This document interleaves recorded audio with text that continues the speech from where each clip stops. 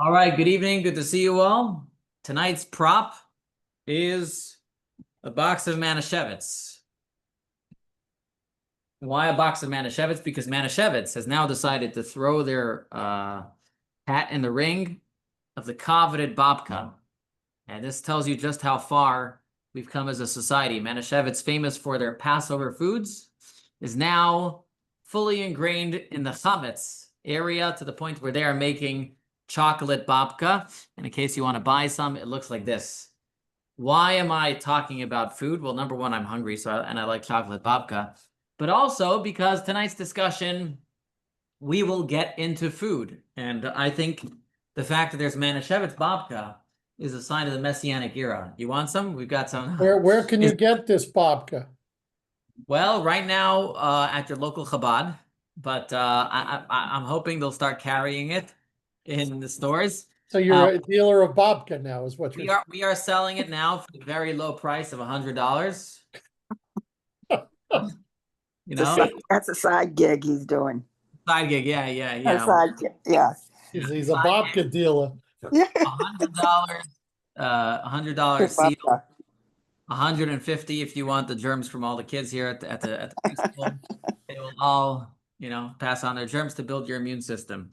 So, I could by the use way, that. fascinating enough, this babka comes with like a package of like powdered sugar you can put on top, just in case there wasn't enough sugar in. I was going to say, in case Yeah, it wasn't enough, if it was. I Yeah, really want to make sure you're getting your daily sugar intake. It just wasn't enough. Yeah, that's fine. in case you're wondering. They tell the story. It's also related to our class. They tell the story just while I'm looking here at their sugar content.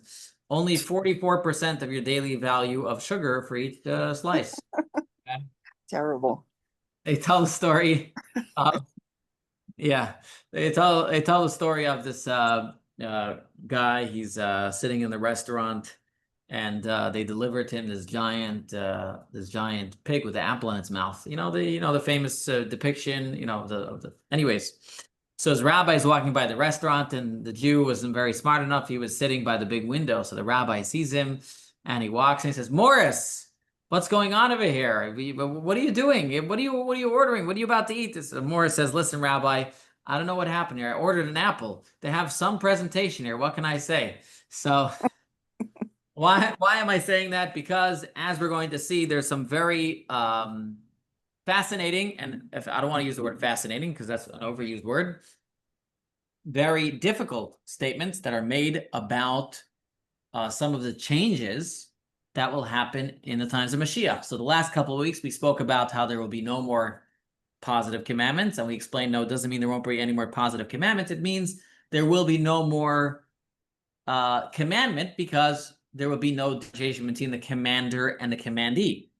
Okay? Then we spoke about also the negative commandments, right? We spoke about the negative commandments and how when Mashiach comes, what is the purpose of the negative commandments? And so we explained negative commandments is not just not messing up, but the ability to draw down extra light into this world, which is not subject to any physical object. So it's a greater light, and that will apply even in the Messianic era. And it also dovetails on some of the topics we spoke about in the Tanya class yesterday, 12 to 1. By the way, in case people ask me, when is the Tanya class and how come I don't get the messages? If you have to send me a message or something to add you to the texting list so that you get reminders when we're doing the Tanya class. But we have a Tanya class every Tuesday from 12 to 1. And we also upload those classes to YouTube and Spotify or anywhere else where you get your podcasts, as well as these classes are up on podcast. So here is going to be our lead-in for today. Today we are going to look at the next item. So there is what's called Torah. There is positive commandments. We spoke about that. There are negative commandments. We spoke about that and how those look different in the times of Mashiach. This week we're going to talk about the Torah itself and how that will look different in the times of Mashiach, and how nevertheless it does not abrogate the ninth principle, and also how nevertheless it is will teach us a lesson how to live our lives today. So with that, let us jump right in and remind ourselves, because this entire class is built off of Maimonides' ninth principle. So we need to start again with Maimonides' ninth principle. And so we're going to start right there. The ninth principle is non-revocation, namely, that this Torah of Moses will never be revoked, and no other Torah will ever come from God. One may not add to it or delete, neither in the written or the oral Torah. As the verse states, you must not add or delete from it. So sounds very, very simple. However, as we shall see, it's never so simple, right? Okay, so we need to give you some background. Let's give you some background on this. You may have heard of a giant fish, right? Anybody heard of this giant fish in Jewish teachings? Anybody knows what it's called? The Leviathan. Leviathan, very good. You may have heard of the Leviathan. In some cultures, they use it to, to talk about a giant sea monster. But there is such a thing called the Leviathan. Okay? And the Leviathan is a giant fish, which the Midrash tells us is going to be a feast for the righteous when the Moshiach comes. Okay? So the Leviathan, this big fish, we're going to have a nice, big, wonderful, delicious fish course when the Moshiach comes. Now, most people don't know there is also another course, because a good kosher Jewish meal, right? You go to a Jewish home, you go for Shabbat dinner, they have two courses, a fish course and a meat course. So we are told there's not only going to be a fish course, there's going to be a meat course. And Manischewitz tells us there might be babka as well, but we'll leave that for now. So there's going to be a meat course. So again, just like the Leviathan is a big fish, we are told that there is going to be a big ox called the Shor Habor.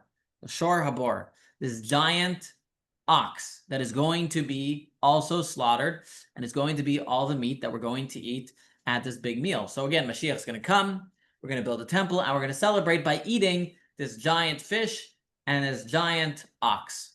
In fact, here in the synagogue, we have the painting. One maybe I could show you. There's a depiction of when the Mashiach comes. It's not going to come into focus, but there is in that painting a giant fish and a giant ox. And that is the giant fish and the giant ox of Mashiach. The Leviathan as one is known, and the Shor Habor as the other is known. A side note, for those who are fascinated by it, the Shor Habor is actually the name of a kosher meat brand. It's called Shor Habor. You may have seen it in stores. If you go to stores, you see Aaron's Best or Solomon's. There's also a brand called Shor Habor. So now you know when you see it, what's the meaning behind that Shor Habor. Okay. Just by the way, it says that the Leviathan, originally God created a male and a female Leviathan. And then God saw that's not a great idea, because if they have kids, there's going to be eventually no fish have lots of kids.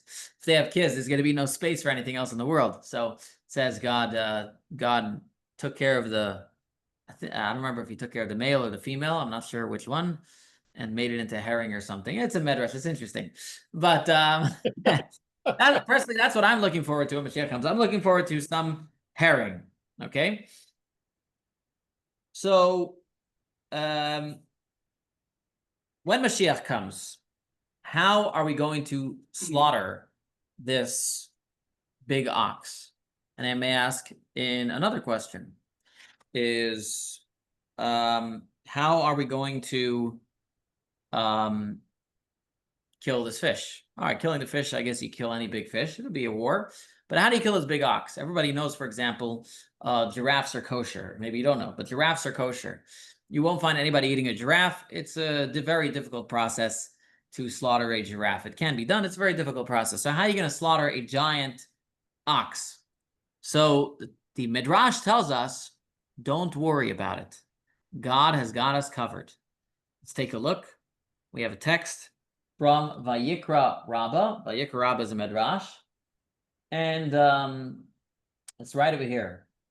Rabbi Yudan, the son of Rabbi Shimon, said, the behemoth and the Leviathan, so the behemoth is the name of this Shor Habor, this big giant cow, this big giant ox, will be a great spectacle in the righteous for the world to come. So I just want to pause there.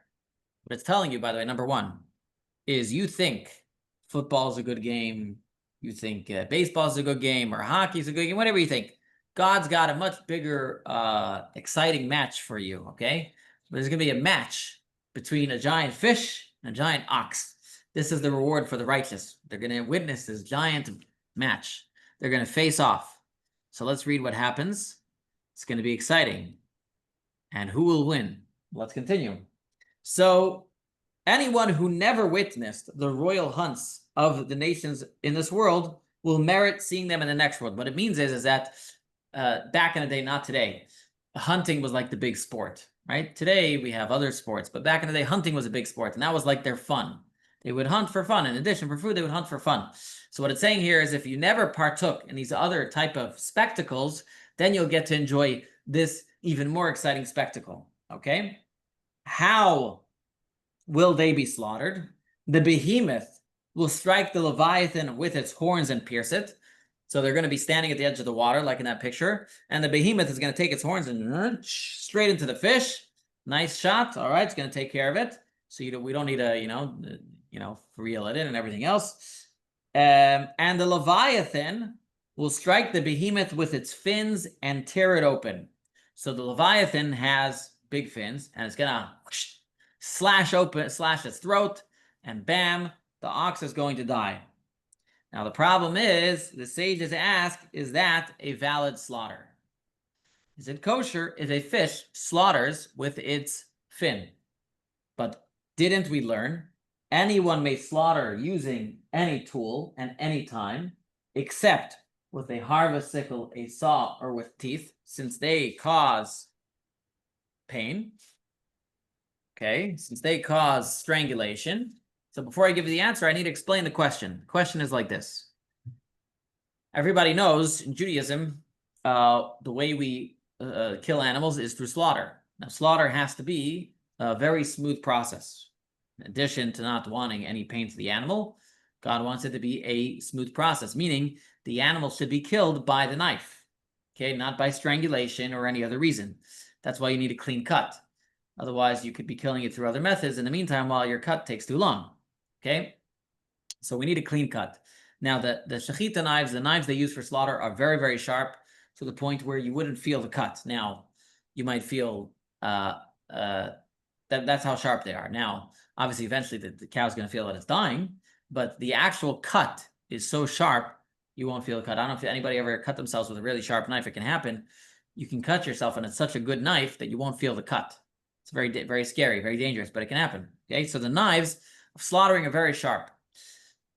And there are a couple laws around the slaughtering knives. One of them is that they cannot be serrated. Why? Because then it may not be a smooth cut. If it's serrated, it will get caught on different things, and you won't have a smooth cut. Okay, so in order to slaughter kosher, you need a knife that can go just back and forth. It's very smooth. Okay, so fish, fins, tails, they're not straight. They've got ridges on them, bumps. They're not smooth.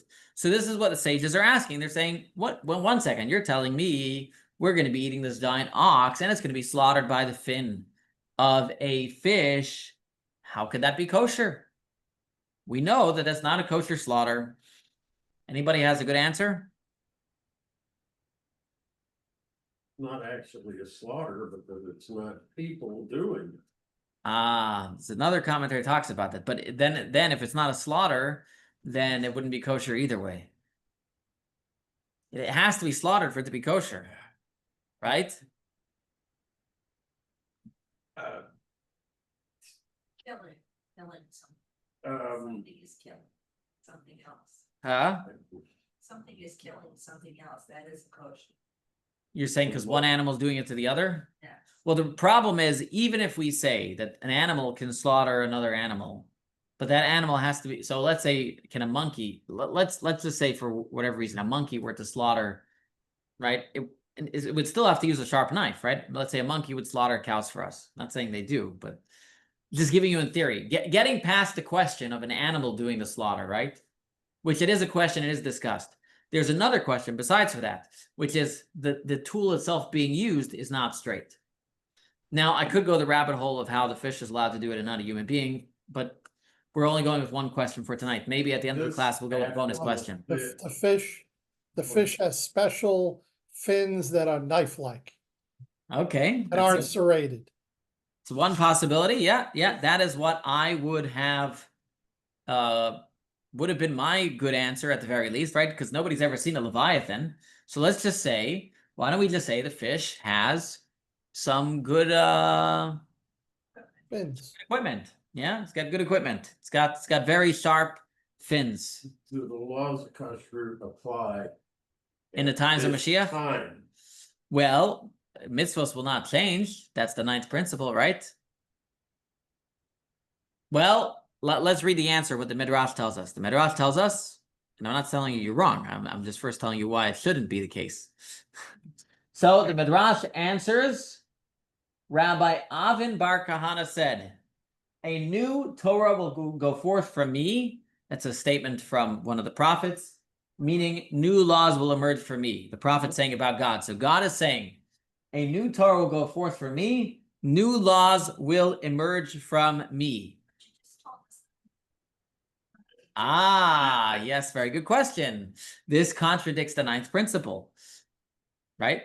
This seems to say, and again, not want to go very deeply into other religions, but it seems to be saying that Hashem is basically, the Midrash is saying that God is saying that in the future, God will change the Torah. Yeah, the Torah is going to change. That's the Midrash answer. Man, right? You would have thought the Midrash would have said this fish is special. It's got a sharp fins. No, Is a new Torah a new change? Torah, new laws. Is it? Yeah, it's not changed the Torah. It's a new Torah. Yeah, doesn't sound very good, does it? Let me ask you a better question. Yeah. Will there even need to be a Torah? Because what you said last week is God is going to be within all of us. So if God is going to be with all of us, why do we need a written law? Right. So the written law is so the written law is really writing down God's will and wisdom. So when the Mashiach comes, we will know the Torah without having to, well, it says actually you'll study it once and you'll know it forever. Okay. So, but the Torah is the way God thinks, right? So that's why Maimonides says the Torah doesn't change. Just as God doesn't change, his thoughts and his will doesn't change. Now, if that's the case, how will the laws change? Okay, forget about the technicality, a written Torah, whether it's written down or not written down. How will the laws of the Torah change? That's what this Midrash is implying. We have a problem. How could the fish slaughter be kosher? And the answer, the Midrash is, there will be new laws. So now you've got 613 laws, and the 613 laws mean this, right? For example, let's say right now you cannot drive in a car on Shabbat. Mashiach comes, new laws, you can drive a car on Shabbat. I mean, what do you mean? The ninth principle is nothing will change. The Torah doesn't change. How does that work? How does it work? That's the question. And lest you think that this is a one-off statement, let's take a look at another text from the Yalkut Shimoni. Yalkut Shimoni is another type of midrash. The Yalkut Shimoni says, in the future, God will sit in the Garden of Eden, which we believe will then be on this earth, and expound the Torah, and all the righteous will sit before him. God will teach a new Torah that he will give through the Moshiach.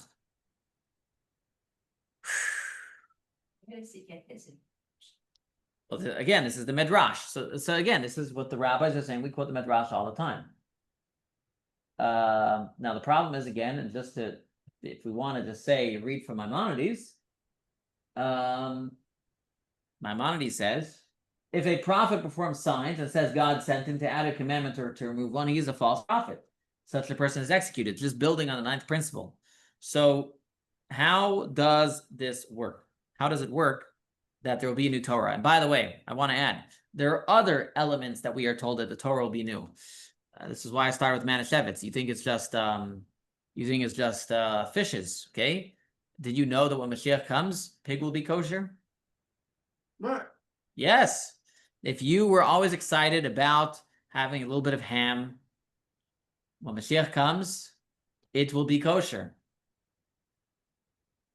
Does that mean that shellfish will also? Well, not necessarily. It says the word pig in Hebrew. Anybody knows what the Hebrew word for pig?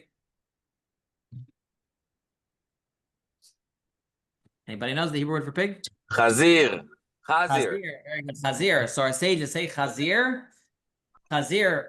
What does chazir also mean? Chazir. Yeah, what does chazir also mean? Like choser b'tshuva, to return. So it says that our sages tell us that in the future, the pig will return and become kosher. By the way, why is a pig not kosher today? Anybody knows? No. So what No are the two chewing it. what are the two signs of kosher? Yeah, No chewing it. very good. It doesn't chew its cud. It has split feet, but it doesn't chew its cud. הוא לא מעלה גרה, he's not מעלה גרה? He's not malagira. Yep, he does not chew his cud. A pig does not chew his cud. That is why pigs are not kosher. So it says when Mashiach comes, the nature of the pig will change, and it will start to chew its cud, and then you'll be able to eat it. Then we can have bacon. Huh? Then we can have bacon. Then you can have bacon. Yep. You can get rid of the fake and have bacon. Right? Reminds me of the story. I think I've told this before. So there's a Jew. Sorry, not a Jew. There's a guy. He's traveling in the desert, and he's a little lost. So he comes over to a Jew. He sees in the desert, and he says, "Excuse me, Mr. Jew, I'm lost here in the desert. I'm hungry, I'm thirsty, I have nothing to eat. Maybe you can give me some food or lead me to some food." So the guy says, "Well, I don't have any food on me, but let me close my eyes and let me see what I can see." So the Jew closes his eyes, he thinks for a moment, and he says, "Listen, mister, if you go over the mountain, under the mountain, to the right, to the left, through the stream," no, there's no streams, it's a desert. Yeah, to the right, to the left, through the cave. There, when you get there, you will see a bacon tree. A bacon tree? Yeah, a bacon tree. Guy's never seen a bacon tree before, but it sounds cool. He's hungry. He doesn't care what it is. You know, like in the desert, there's mirages. I mean, he's going for it. So he listens to the guy, and he goes over the mountain, under the mountain, you know, through the cave, over the cave. Anyways, he finally gets to the destination the man said, and as he gets there, he gets attacked. There were some natives that lived there in the desert. They start attacking him, and he loses all his money, and he barely escapes with his life. He gets back to the Jew. He climbs back. He gets back. He comes back to him. He says, "What are you sending me to? There was no bacon tree. I got there. I was attacked. What are you trying to do to me?" So the Jew says, "Listen, one moment. Let me figure out what happened." So the Jew again closes his eyes, and he thinks for a moment. He opens his eyes. "I'm so sorry. I messed up. It wasn't the bacon tree. It was a ambush." Okay. Ambush. Okay. All right. So Don't quit your day job. don't quit my day job. Okay. Oh, this is what we came for. There it is. That's what you came for. Exactly. Stigadish. So ambush, bacon tree. Okay. So when Mashiach comes, a ham will become kosher. So that's a little more easy to understand, though. Again, the Torah itself clearly says that pigs are not kosher because they don't chew their cud. But leaving that aside, what's going on here? That our sages are telling us that there will be a new Torah. Torah chadasha mi'iti teitze, that when Mashiach comes, there will be a new Torah. So I will give, number one, a possible answer that is given, which is not accepted, and then I will give you the correct answer. Some people try to answer this, and this is an important point. It's important because it helps you when you read other scripture. There is a concept in the ninth principle. Okay, we read the ninth principle before, but we'll look at it again. The ninth principle says, let's go back to the ninth principle. The ninth principle says, the ninth principle is non-revocation, namely the Torah of Mosh will never be revoked, and no, the Torah will ever come from God. One may not add to it or delete from it. Okay? So Maimonides actually, in his large book, clarifies that if a prophet comes and says there are new commandments or we're taking away commandments, you know it's a false prophet. But if the prophet says these commandments apply, but it's temporarily suspended right now for a specific reason, then that is okay. Because he's not claiming the commandment does not exist. He's saying the commandment exists, but right now God said, right now we have to abrogate it for a specific reason. An example of this is Elijah. Elijah famously has a showdown with 400 false prophets, 400 prophets of the Baal, where they will try and sacrifice an offering to their God, and Elijah will offer a sacrifice to God. But where is he doing this offering? On Mount Carmel. The problem with that is once the temple is built, you are not allowed to offer sacrifices anywhere else. Okay? Once the temple is built, sacrifices must only be brought at the temple. Okay? So the question everyone asks on Elijah, how could Elijah bring a sacrifice on Mount Carmel? It's outside of the temple. And the answer is that it was a one-time thing, a temporary suspendment of the commandment. That is okay. So aside from the 3 cardinal sins, which is certain sexual immoral acts, murder, and idolatry, any of the other commandments, a prophet can say temporarily, this law is suspended. And there are many, many examples of the prophets throughout the generations. Again, why? Because they are not saying there's a new Torah, and they're not even saying that these laws don't apply. They are just saying right now, at this moment, God says we should not do it. Okay? That is why, by the way, if a religion comes and claims that the law does not apply, then obviously it is false, because that's what it clearly says in Deuteronomy. It says that if you want to be a continuation of Moses' prophecy, you cannot come and say ever in the future that any of the commandments do not apply. That is the test of a false prophet. That is the test of a false prophet. Aside from having to prove that they can predict the history, it says if a prophet can show that they can predict the future, do signs and miracles, but they say that any of the commandments do not apply anymore, do not believe them, and it is a test from God. That is what it says in Deuteronomy. Okay. So the problem with the answering, okay, so that's one concept. So some people want to say, look, in the principle is built in that they can say there's a temporary suspendment of the commandment. So why don't we say, in this case, there's a temporary suspendment of the commandment of slaughtering correctly? And the problem with that is that the sages didn't give that answer either. In other words, just as they didn't give Dr. Yannick's good answer, which would be this fish was different, they also didn't give the answer that it was a one-off change. No, the Midrash clearly says a new Torah, new laws. So we have to understand, what does that mean? Because we know the 9th principle says there is no new Torah. There are no new laws. So what does it mean? In order to answer that question, we need to delve into another fascinating topic. And I don't know if I have the text out here. Let me see. Here it is. Okay. I'll tell it with a story.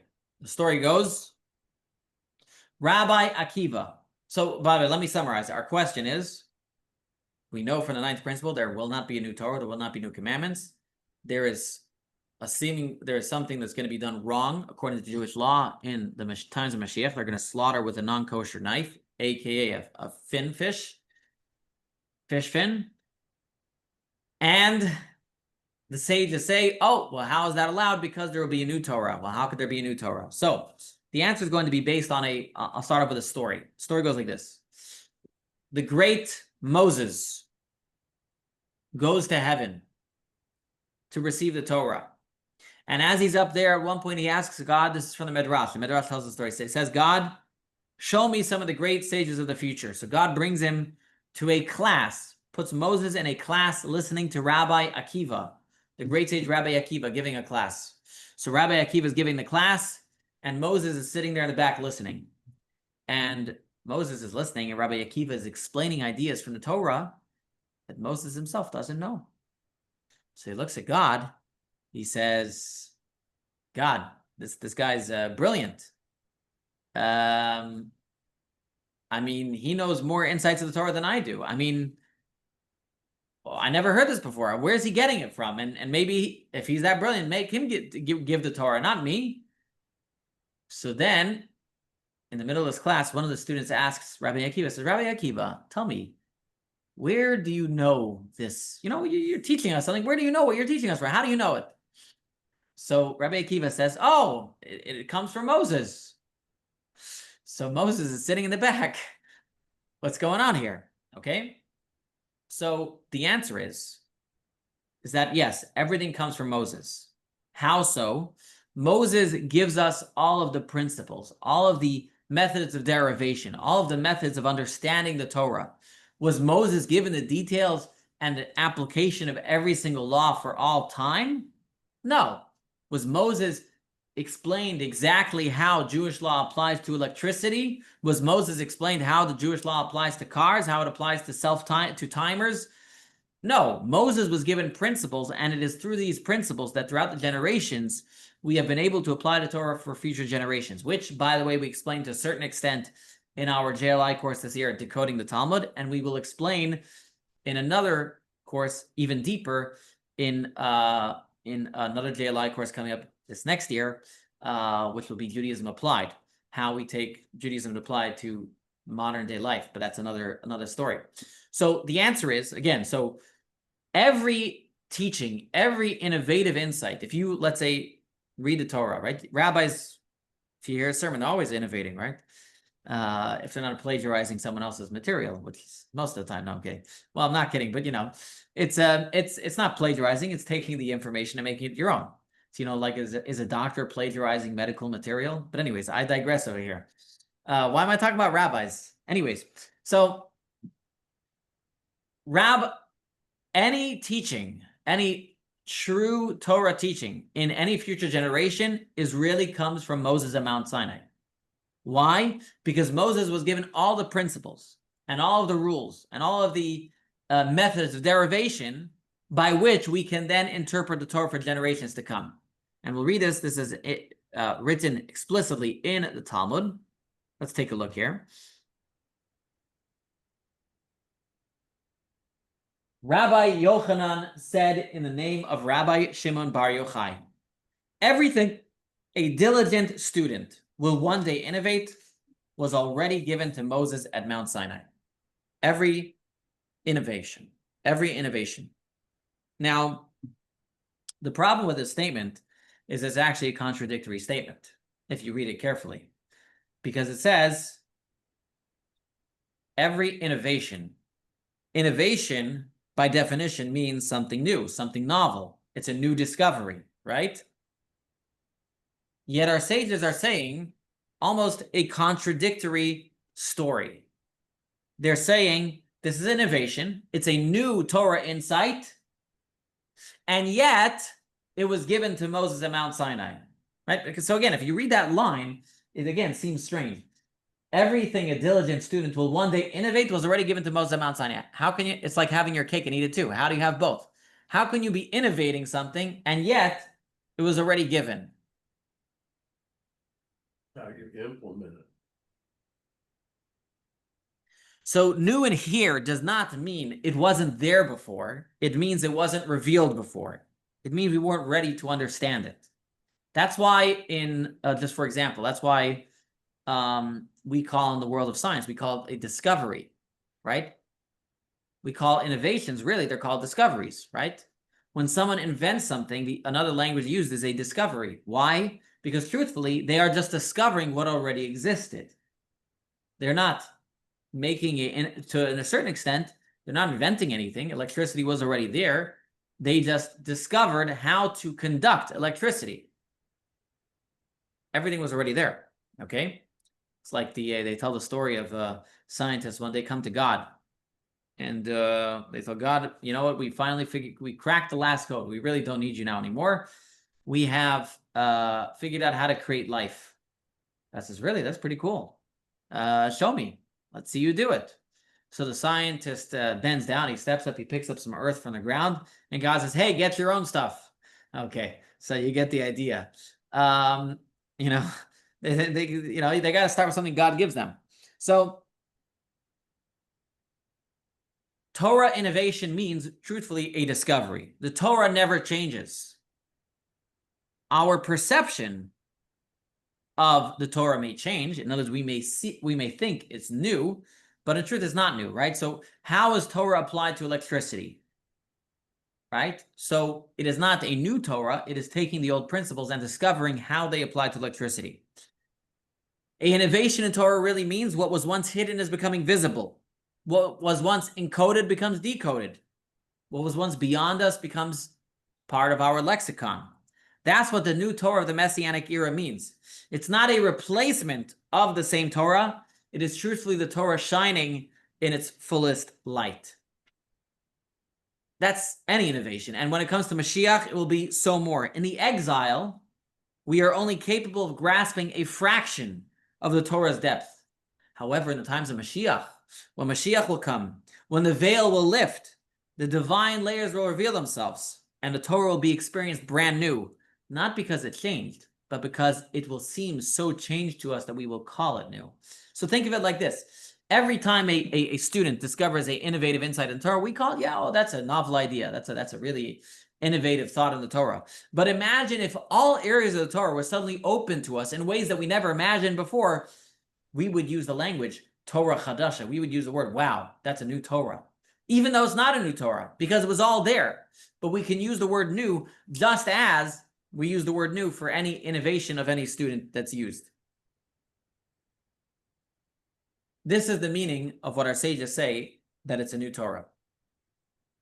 So the fin of the Leviathan that is doing this slaughtering, it will not be a breach in Jewish law. When Mashiach comes, we will understand how that was always part of the original law. Somehow, embedded within the laws of slaughter is an exception for the fin of a fish. Exactly how? I can't tell you because Mashiach hasn't come yet. But that is what we believe, is that it will not be that God will say, all right, we're changing the laws. No, embedded within the laws, we will understand how it includes the fin of the Leviathan. So the Torah of Mashiach is not a new Torah. It is the same Torah, seen through the eyes of a world that is elevated, purified, and awakened to a higher understanding. Okay? Let me just one more point I wanted to make on this point. But here is the most important part. The most important part is, and to go back to this Midrash, the Midrash said earlier, that God will sit in the Garden of Eden and he will be expounding the Torah. In other words, the reason why we will come to this deepest understanding of the Torah will be because it will be coming from God. Okay? However, there's one problem. The Torah cannot be coming from God. What do I mean by that? That sounds weird. It says, we are told, Torah lo bashamayim hi. Let me tell you a story, another story. There's a story in the Talmud. There were a bunch of great rabbis having an argument about what the law is of a certain subject. And one rabbi said the law is this way, and all the other rabbis said the law is that way. Now, in Jewish law, you follow the majority. So this one rabbi who was being voted out really felt he understood it deeper than the other rabbis. He said, listen, if I am right, let the walls of this house start to collapse. And so God made a miracle. The walls of the house started to collapse. And then it stood in place. He said, if I am correct, let the brook over here, let it flow backwards. And the brook started to flow backwards. A miracle. He's showing that he understands the Torah. He said, if I am correct, let a voice come out from heaven that I am correct. And a voice boomed from heaven that he was correct. Do you think the sages listened to him? No. The sages said at that time, Torah lo bashamayim hi. The Torah is not in heaven. God gave us the Torah. What does God gave us the Torah means? Is that we can only adjudicate past laws based on what we understand. They said, we might admit that your understanding is deeper than us. But if our minds are not grasping what you're telling us, we cannot rule in accordance with that. The law will rule in accordance with how we understand today. And because we cannot understand that deeper layer of the Torah, we will not rule in accordance to that. And the Talmud ends off the story is that a few days later, Elijah passed by one of the rabbis, and the rabbi said, what did God think about this? and he said, God said, I was so happy my children won, meaning he's happy that he gave us the Torah. So what's my point? My point is God going to be the one teaching us this new innovative Torah? That's a problem. Because then again, is Torah coming from heaven? The Torah has to come from the human beings at this point in time. Torah lo b'shamayim, the Torah is not in heaven. God gave us the Judas striction of the Torah. God wants us to understand and learn the Torah in deep ways. And here is one of the reasons why, as you may know, one of the purposes of the Mashiach. Mashiach is a human being. But Mashiach will be a human being that will understand the Torah in layers that no one else had understood before. Mashiach is, in some senses, greater than Moses. Okay? Torah says there will be nobody greater than Moses. It refers to a certain aspect. But Mashiach's understanding of the Torah will be greater than anyone before him. And he, being a human being, will be the vessel through which God will teach his new Torah. So when the Midrash said, the commentators of the Midrash said, when it says God will be teaching us a new Torah, it means through the Mashiach. It will not be given directly because Torah has to be revealed in this world through human beings. And by the way, this idea will also explain another concept, which maybe we should go into another time. But everybody here sort of Beis Hillel and Beit Shammai, the house of Shammai and the house of Hillel. Anyways, there's different teachings. It says that nowadays we rule always in accordance with Hillel. When Mashiach comes, we will rule in accordance with Shammai. So how does the Torah change when Mashiach comes? The answer is, when Mashiach comes, we will understand how Shammai is right. Therefore, we will rule in accordance with Shammai. It's not that the Torah is changing. It's, again, the deeper layer of the Torah that we can understand. That is how we are meant to adjudicate on this earth. So with all of this being said, with these two ideas that I've presented to you, number one is that the Torah of Mashiach will be a beautiful revelation of Torah that was never revealed before. But also number two, that the Torah has to be revealed through human beings. I want you to know that this already starts today. Remember, our whole course is about how anything that is happening in Mashiach is a lesson for us today. What is the lesson for us today? Is this idea of revealing deeper layers of the Torah is actually something we are meant, every single Jew is meant to do today. What do I mean? I mean literally. Every single one of us.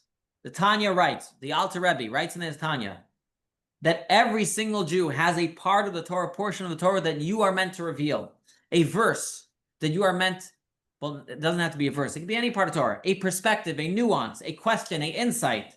There is something hidden in the Torah that is uniquely waiting for your soul to discover. The innovations of the Torah is not limited to the sages. It's not reserved for the giants. It belongs to every single Jew. Every single Jew has to innovate in the Torah. It's not just for the rabbis. So when you are studying the Chumash and you have a question, sure, I'm going to say it outright. Sure, the questions are sometimes based on lack of knowledge. But sometimes you'll have a really good question. And I'll even tell you even deeper. Sometimes in the classes that I give, I get really great questions from the students. Why? When you teach a subject for so long, sometimes you don't question as much anymore, right? You've studied it so many times, you just like breeze through some areas, right?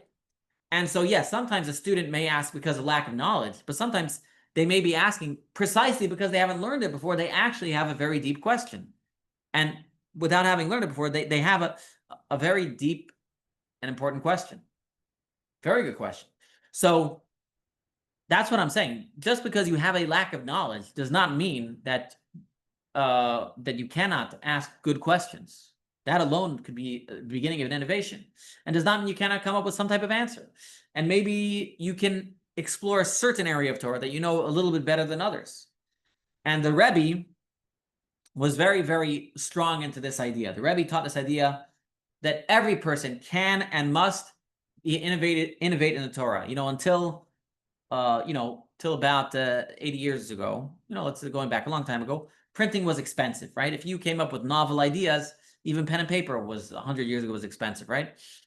So if you had novel ideas, you would not necessarily write them down. You wouldn't print them. And also, if you print them, people might laugh at you and they might say, this guy, look who thinks they're printing a book. Look who thinks they're smart. And the Rebbe established that every single yeshiva, every single school of Jewish thought should publish every single year insights by students. We're talking about students that are 14, 15 and up.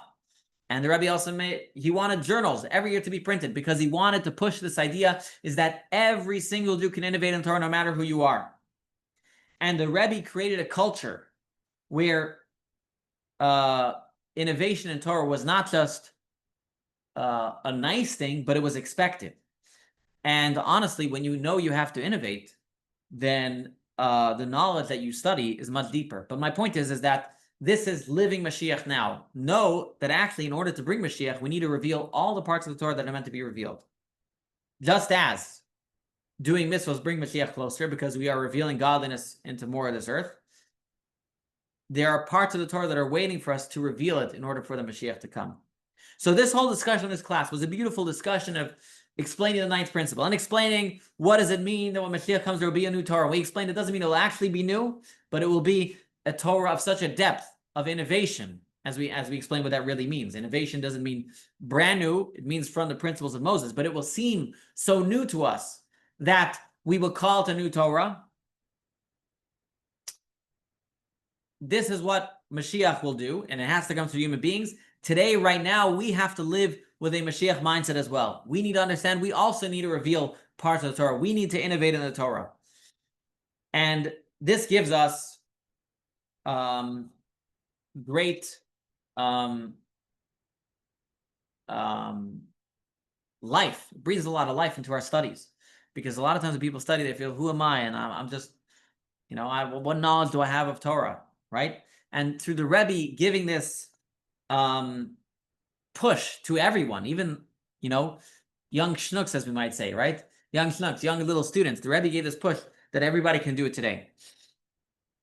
I want to add on another idea here. I want to add on, as we get closer to Mashiach, I feel like the teachings of the Rebbe are a taste of what Mashiach will be like. The Rebbe's innovative thoughts in Torah study. Everybody knows of the Lubavitcher Rebbe as one who started this great outreach organization. What many people don't realize, or some people don't realize, is the Rebbe's original insights in so many areas of the Torah. When you speak to any Chabad rabbi, their understanding and perception of the Torah is really based and molded by the Rebbe's teachings.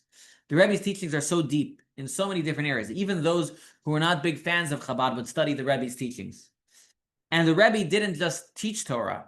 He showed us layers of the Torah that were never perceived before, whether it's layers in Maimonides, layers in the Talmud, layers in Rashi.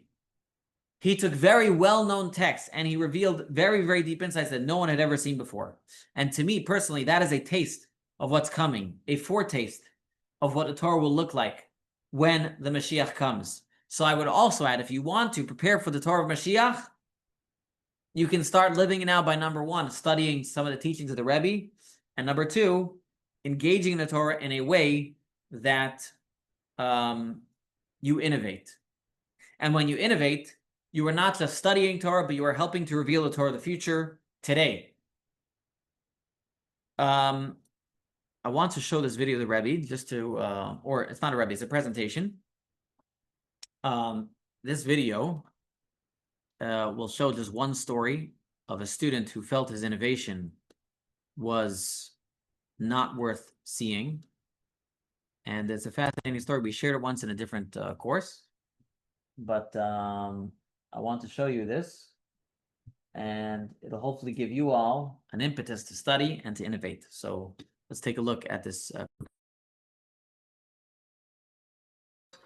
In 1986, the Rebbe announced he is going to look for questions on one of Rashi's commentaries of the week and use that as the basis for his weekly discourse on Rashi. So everybody was looking at these publications now. And he's referring to the publications of A innovation question in the students. popped into my head, which I quickly suppressed. I thought that was something, for the big leaguers. One of the members of the editorial board said, put all of those calculations to the side. This is what the Rebbe wants, so just write it. My question is the first one published because it's the first Rashi of Bamidbar. And then I see on the bottom a note from the editor, Rabbi Galitsky. The question has been dealt with extensively by some of the classic commentaries on Rashi. The person who submitted the question did not take the time to do any research and look into Rashi's commentaries. Talk about throwing someone under the bus. So you talk about being thrown under the bus. Yeah, how he says it. Anyway, the next day it came to that point of the Farbrengen where the Rebbe was now going to talk about the Rashi. He said, the question was submitted about the first Rashi. I remember like shaking like a leaf. Then he says, even though the commentaries address this issue, in light of the fact that the person who submitted the question also asked a similar question from the beginning of Parshas Bahar, means that we therefore need to find a singular answer that can resolve the question both from the beginning of Bamidbar and also Bahar. The Rebbe then proceeded to give a beautiful explanation as to both Rashis. After the Farbrengen, the first person that I looked for was Rabbi Galitsky. He said no, with a big smile on his face. He said, no, the Rebbe's angenommen for dir, the Rebbe defended you. Bishas do a Sach, was versteht nicht. Wie kaum viele sind Svorne, was hat gesehen oder mit dem Zilde von, ist mir geblieben bis zur Chion, befreit es nicht. Als soll tun, wie sichle al Kolpone. Auf Griebeln Sachen und Horven in dem Efsche wird gefunden, etwas getan bedauert. כל פעם שלחתי קובץ על הרבי, וקיבלתי.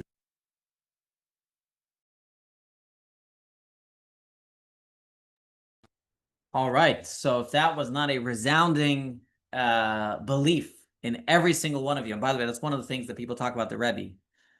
When you would come to the Rebbe, you wouldn't see a holy person. You would, of course, but much more than that, you would see someone that believed in you more than you believed in yourself. I actually was listening to the chief rabbi of Russia, Chabad Rabbi Ber Lazar. He was telling a story. It's on YouTube somewhere posted. I was listening to it. He was saying that he one time, as running Chabad of Russia, he had a lot of questions. And he sent in this whole long list of questions to the Rebbe. And amongst the Rebbe's answer, the Rebbe said, we need someone in Russia who has the strength to lead Chabad through these issues. So Rabbi Lazar read this and he's like, okay, well, obviously it's not me. So he comes, to Crown Heights, he goes to 770, he says, I'm here to submit my letter of resignation. He tells the secretary. Obviously the Rebbe says we need someone with a greater strength, and I submitted all these questions and I'm too weak, so it's not me. So the secretary goes to the Rebbe and he comes back to him and tells him, you got it all wrong. The Rebbe meant that you should become that person. The Rebbe's not sending someone else. If he wanted to send someone else, he would say it. His message to you was, we need someone like that, and you can be that person. You can uplift yourself to that. So the Rebbe had a belief in us that so many of us don't. And that's what many people would say when they would come to the Rebbe would see in them things that they would not see in themselves. So as that pertains to innovation of the Torah, here you have a young schnook submitted a question in a journal, and the editor even says, he asked a question, everybody answered it. And the Rebbe said, no, let's respect the question. And so, my friends, don't undersell yourself. Your innovations in Torah, as we studied today, God wants us to be involved. What do you mean it's God's Torah? No, but God wants us, the human being, to be involved in Torah. He wants to hear what we have to say. Now, of course, can you take the Torah and understand it in ways that are completely contrary to the Torah? Sure. Try to follow as many great principles as you can and bounce your ideas off of someone else. But don't sell yourself short. So let us now that we've done this 3-week course, let us all bring it all together. We began the class with a simple but powerful question, the 3 classes of the entire course. Why learn about Moshiach? Isn't it something in the future, something theoretical, something we'll get when the time comes? And we answered, yes, technically it's in the future, but that's exactly why it's so important to study. Because number one, Mashiach is the goal. Keep the goal in mind to continue doing what you do. Number two, Mashiach is not just a goal that's disconnected from our reality. Mashiach is actually a culmination of what we are doing. It's a reward, not like a reward of an unrelated item like a PlayStation. It's a culmination like baking a cake. And so therefore, when we're studying about Mashiach, isn't just about the future, but by understanding Mashiach, we can understand how to live now, because what we do today leads towards the time of Mashiach. And we explain that in three different dimensions. We explained how living Mashiach in the negative commandments. We understood that the fact that negative commandments exist when Mashiach comes means that negative commandments have a much deeper meaning to them. What is that deeper meaning? Is they are the opportunities to bring down the greatest revelations of godliness to this world, which are not limited to any physical object, and that can apply today as well. And therefore, when you face a temptation, you'll have a much greater impetus to do it. You won't just feel like if you fail, you're messing up, but you're actually bringing great spiritual light into this world. Number two, we explained how living Mashiach in the positive commandments means the more connected I feel to a commandment, the more connected I feel to God, the less of a commandment it feels like. And that's what the mitzvahs of Mashiach will be like. We won't feel the commandment of it because we'll feel one with God. And number three, talking about living Mashiach in the study of Torah means we are not just supposed to study the Torah, we are meant to innovate it, to dig deeply into it, so that we can uncover layers that no one has ever seen before. And every single Jew and every single student has their portion of Torah that they are meant to discover. And so let us take all these ideas to heart. Let's commit to reframing how we see negative commandments. Let's approach positive commandments not just as duties, but as opportunities to align with God's will. Let us learn the Torah in ways that pushes us deeper. And let us make a resolution to study Torah more deeply, hold back from one of those struggles, and to learn any piece of Torah so fully that you reveal something new. And that way, we are not just waiting for Mashiach, but we are living it, and we are bringing Mashiach here. Amen. I want to conclude. We are about to enter of the most heaviest mourning period of the time of year, commemorating the destruction of the temple. That is the 9 days. The 9 days are the 9 days of the month of Av. And they start on Shabbat, technically. And they go from Shabbat all the way till the following Sunday. A week from Sunday is what's known as the fast of the 9th of Av, Tisha B'Av. Tisha B'Av, the 9th of Av. It is the second most strict fast on the Jewish calendar. What is the most strict fast? Yep. Yom Kippur. This is the second most strict fast. It is also a 24-hour fast. It starts actually Saturday night, a week from Saturday night, and it goes all the way till Sunday night. We will gather here in the synagogue on Saturday night. We'll read together the Book of Lamentations. In the morning, we will make prayers, and we will again say the Book of Lamentations. We don't put on tefillin, but we say prayers, and then we might have a study session. Maybe I'll put it on Zoom, I'm not sure. And then on Sunday evening, so not this Sunday, the next Sunday, we'll again have prayers to end the fast day. So what things do we not do in the 9 days? We don't eat any meat except for Shabbat. So it's time to buy the impossible meat or the Beyond Meat. We don't take any haircuts, which we haven't been doing anyways. No marriages, which we haven't been doing anyways. No wine during the week. Sorry, don't whine about it. And we will also be, yes, and when we say a fast, we mean no food or drink. On the day of Tisha B'Av as well, no leather shoes, okay? So it's a day of painting our souls. And you come and listen to the rabbi's jokes as well. It's also part of the morning of the day. But more seriously, on the day of Tisha B'Av, our sages also tell us that it's the day spiritually it's the day that Mashiach is born. What does that mean? Is that from the destruction comes the redemption. From the destruction comes the redemption. And so it is a Jewish custom for many years to study about the building of the Beit HaMikdash. So I implore, or I would ask you the next week or whatever it is. I cannot give a class next Wednesday, but I'll probably give a class on the day of Tisha B'Av. So a week from Sunday, I'll probably give a class. But you can look up online different videos of the Beit HaMikdash, of the Holy Temple. And through learning about the Holy Temple, it says as if we build it, and we will get more excited about the Mashiach, and we will want to bring the Mashiach closer, and may we see the Mashiach very, very soon. Thank you all for coming. Thank you for joining this course, and we'll hope to see you at the next course. Thank Okay. you, Rabbi. Thank you. Thank you so much.